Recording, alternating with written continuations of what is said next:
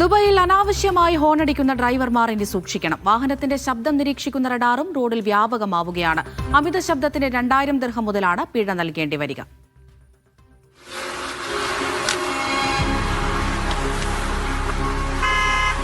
അനാവശ്യമായി ഹോണടിക്കുന്നവർ മാത്രമല്ല, മറ്റുള്ളവർക്ക് ശല്യമാകുന്ന വിധം എന്ത് തരം ശബ്ദവും വാഹനത്തിൽ നിന്നുയർന്നാൽ ദുബൈയിലെ റഡാറിൽ കുടുങ്ങും. നിലവിൽ ദുബൈ നഗരത്തിലെ ചിലയിടങ്ങളിൽ ഇത്തരം റഡാറുകൾ നിലവിലുണ്ടെങ്കിലും ഇത് വ്യാപകമാക്കാനാണ് ദുബൈ പോലീസിന്റെ തീരുമാനം.